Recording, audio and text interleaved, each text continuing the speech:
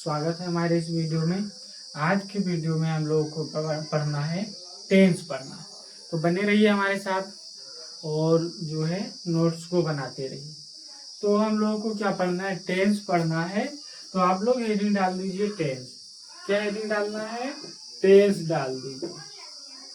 Heading क्या डालना है आप लोगों को, टेंस। तो ये हो गया टेंस हमारा। तो ये जो टेंस होते हैं, टेंस कितने प्रकार के होते हैं, ये 3 प्रकार के होते हैं। टेंस कितने प्रकार के, 3 प्रकार के। 1 नंबर पॉइंट में लिखना है प्रेजेंट टेंस होते हैं। कौन से टेंस, प्रेजेंट टेंस।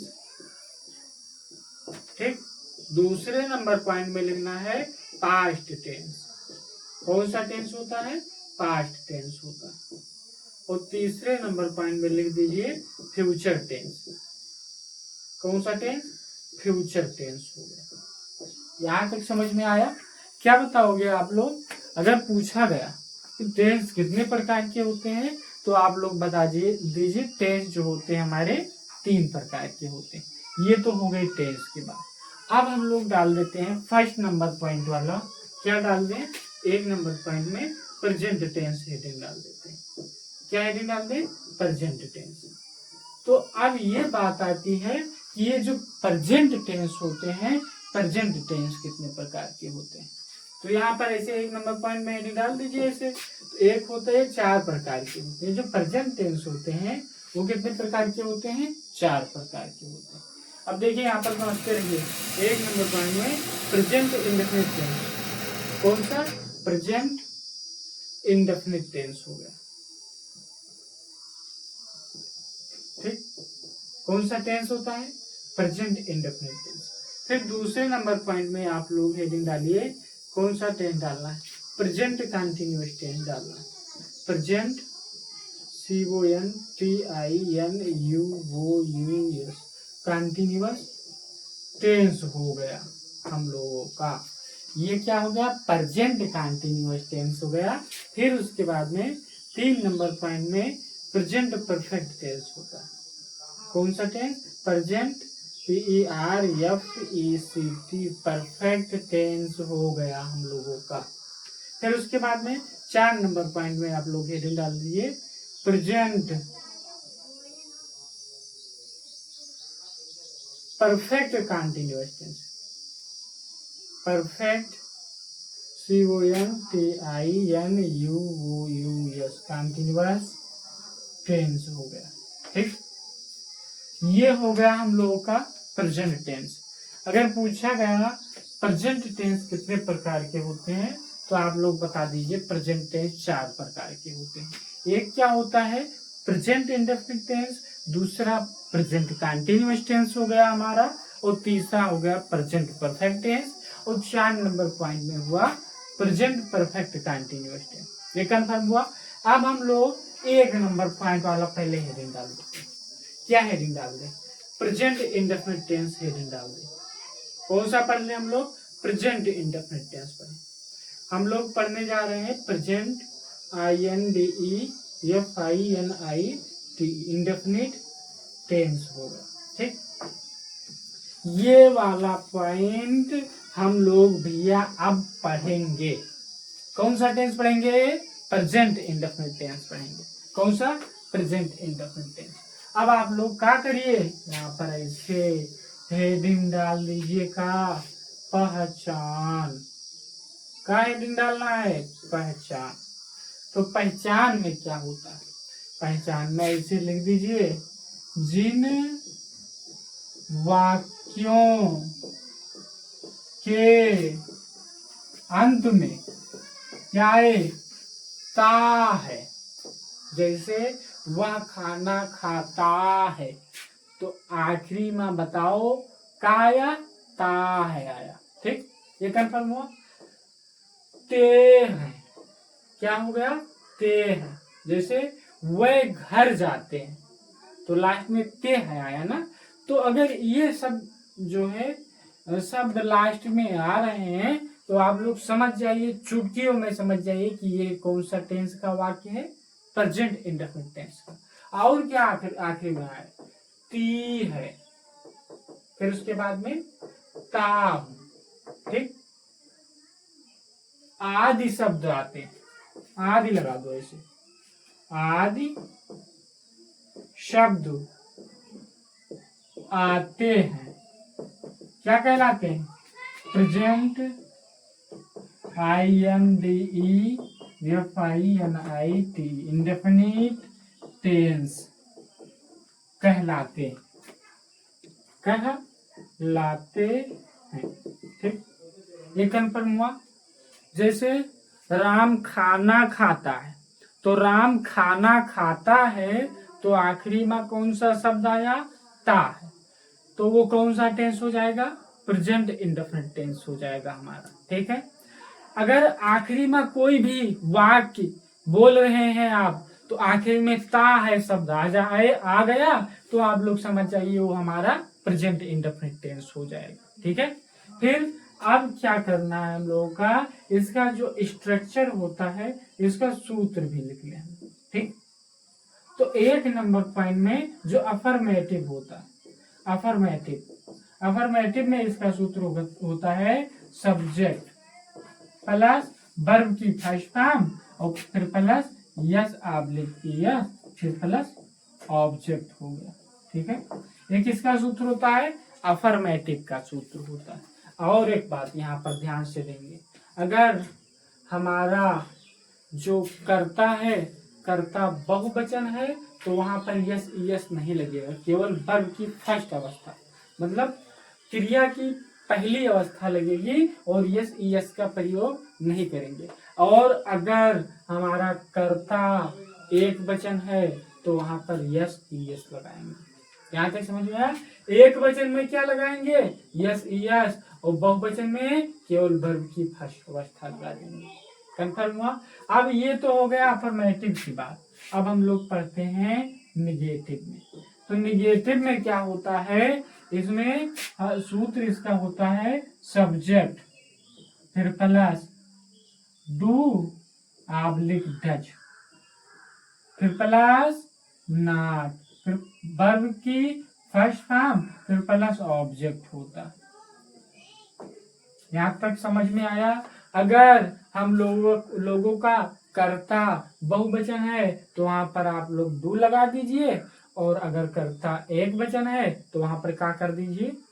डज का प्रयोग करिए, ठीक है। अब हम लोग इंट्रोगेटिव की बात करेंगे। किसकी? इंट्रोगेटिव में।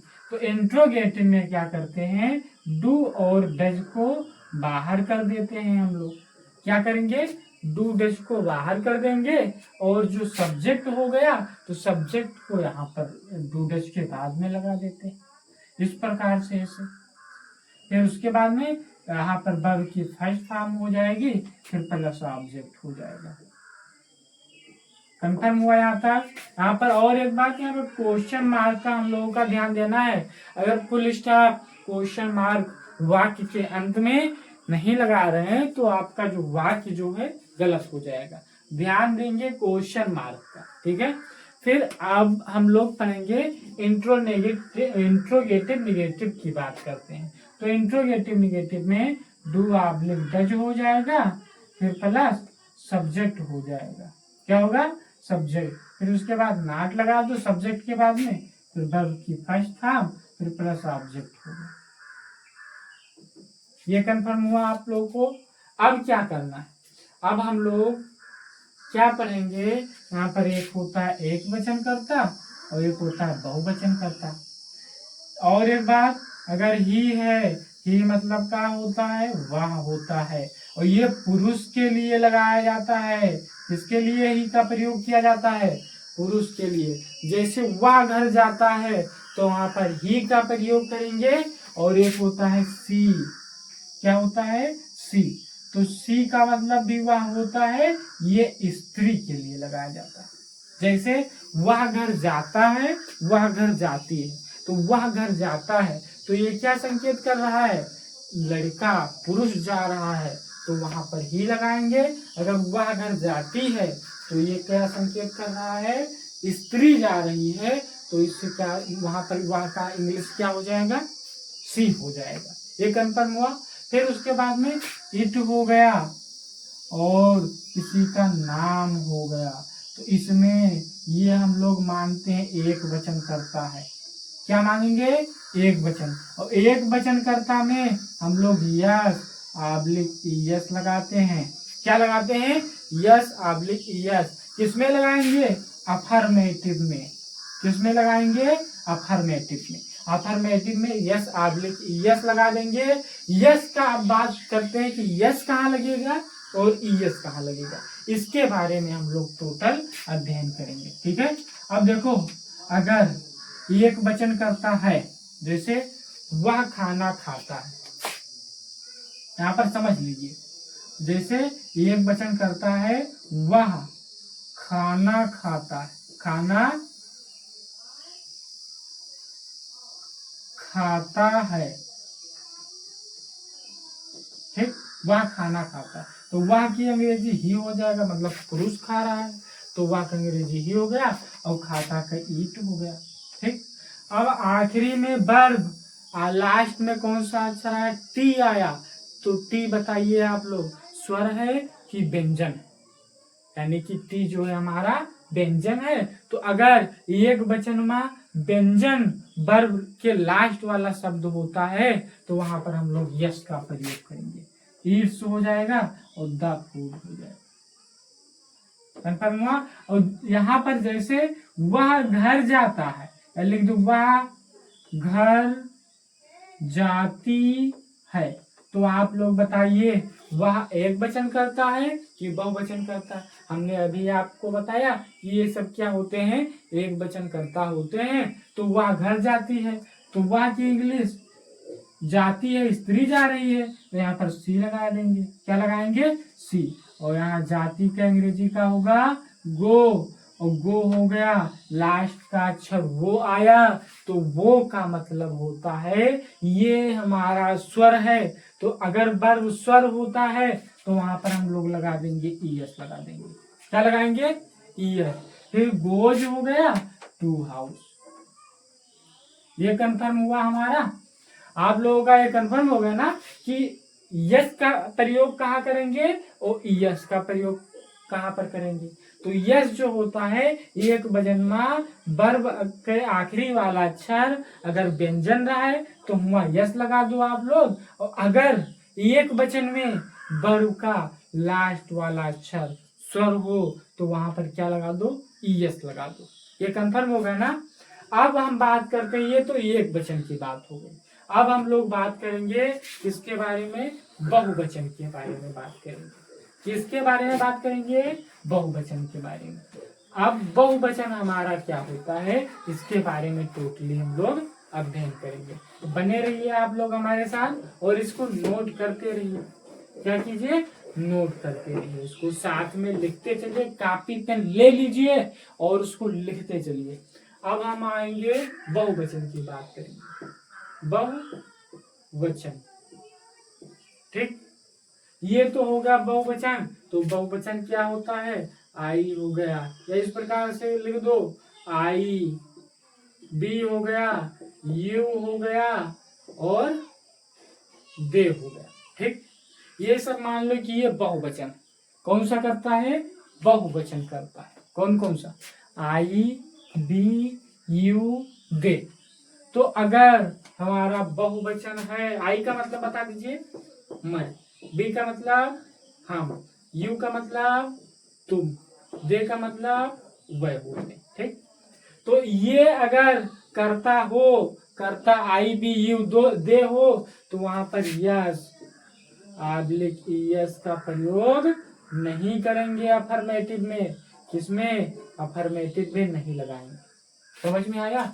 और जब हम लोग निगेटिव बनाएंगे, अगर ये सब आगे लिखा हो तो निगेटिव में टू लगा देंगे, और यहाँ पर अगर निगेटिव हम लोग बनाएंगे तो निगेटिव में डज लगा देंगे। ये कंफर्म हो गया ना। निगेटिव में क्या लगाएंगे? डज। यहाँ पर बहुवचन में निगेटिव में क्या लगाएंगे? डू लगाएंगे। ये कंफर्म हुआ। अब हम लोग बात करते हैं किसके बारे में? यहाँ पर ऐसे आप लोग का करिए, इसको मिटा दीजिए। ठीक है, क्या कर दीजिए? इसको मिटा दीजिए। अब हम लोग टेंस के बारे में समझ लेते हैं, ठीक है। जैसे राम किताब पढ़ता है, राम किताब पढ़ता है। यहाँ पर नाम शब्द आया, तो अगर नाम आ गया, हमारा नाम आ रहा है, तो ये समझिए वो कौन सा करता है, एक वचन करता हो जाएगा हमारा। कौन वचन करता होगा, एक वचन करता। तो राम हो गया, यहाँ पर क्या हो गया, राम हो गया। और पढ़ना का अंग्रेजी हो जाएगा रीड हो गया। हमने बताया कि आखिरी वाला अक्षर वर्ब अगर व्यंजन हो तो वहां पर का लगा दिया जाए, हम लोग यस लगावा जी, और द हो जाएगा, बुक हो जाएगा, BOO के हो जाएगा। ये कंफर्म हुआ। ये तो हो गया अफर्मेटिव हो गया, ठीक। अब निगेटिव की बात करेंगे तो यहाँ पर ऐसे लिख दो राम, ये राम हो गया, ठीक। डू तो बहुवचन में लगा जी, एक वचन है तो क्या लिखा जाए, डज। फिर उसके बाद नॉट, रीड। देखो जैसे डज लग जाएगा यहाँ पर, यहाँ से यस क्या होगा, हट जाएगा, रीड द POO के बुक। तीसरे नंबर में इंट्रोगेटिव में क्या कीजिए, डज का बाहर करिए, does Ram read the book, question mark लगा दीजिए। और 4 नंबर में इंट्रोगेटिव नेगेटिव में आप लोग कीजिए, does Ram not read the book हो जाएगा, क्वेश्चन मार्क। ये कंफर्म हुआ। ये तो होगा एक वचन कर्ता की बात। अब हम लोग किसके बारे में पढ़ेंगे, बहुवचन कर्ता के बारे में पढ़ेंगे। किसके बारे में, बहुवचन कर्ता में। अब देखिए, वह खाना खाते, वह खाना खाते हैं, तो ये हमारा क्या हो जाएगा, बहुवचन है। वह शब्द आ गया, अगर कर्ता वह है तो हमने बताया था कि वह कौन वचन कर्ता हो जाएगा, बहुवचन कर्ता हो जाएगा। तो दे हो जाएगा, क्या होगा, दे। और खाते के ईट हो जाएगा। और खाना के क्या होता, अगर ये बहुवचन है तो बहुवचन में यस यस हम लोग नहीं लगाएंगे, दे ईट द फूड हो जाएगा। बहुवचन नेगेटिव बनाते समय क्या बताया, they do not eat the food हो जाएगा। कंफर्म हुआ ना। फिर उसके बाद में इसमें क्या बताना है, तीसरे नंबर पॉइंट में डू का बाहर कह दो आप लोग, do they eat the food हो जाएगा, eat the FOOD। 4 number point में do they not eat the food. Question mark का ध्यान देना है आप लोगों को। अगर क्वेश्चन मार्क नहीं लगा रहे हैं तो टेंस क्या हो जाएगा, गलत हो जाएगा। तो आज के वीडियो में हम लोगों ने पढ़ा, यानी कि प्रेजेंट टेंस। प्रेजेंट टेंस के 4 प्रकार होते हैं, present indefinite tense, present continuous tense, present perfect tense, present perfect continuous tense. उसमें हमने क्या पढ़ लिया हम लोगों ने, प्रेजेंट इंडेफिनिट टेंस पूरा डिटेल से अध्ययन हम लोगों ने कर लिया। और SW में हम आप लोगों को बोल रहे हैं, उसको करिए और कमेंट में करके बताइए उसको, जो है जैसे हमने बोला वह गाना गाता है, गाना गाता है, ये 1 नंबर में बनाना है। और दूसरे नंबर पॉइंट में राम चाय पीता, चाय पीता है। और तीसरे नंबर पॉइंट में लिख दीजिए सीता अखबार पढ़ती है। इसको कमेंट में करके आप लोग बताइए। ये आप लोगों का होमवर्क हो गया, इसको कमेंट में करके बताइए, बना करके बताइए। तो आज का वीडियो बस इतना ही। अगर हमारा यह लेक्चर समझ में आया हो तो तो हमारे चैनल को लाइक कीजिए, सब्सक्राइब कीजिए और कमेंट कीजिए। धन्यवाद।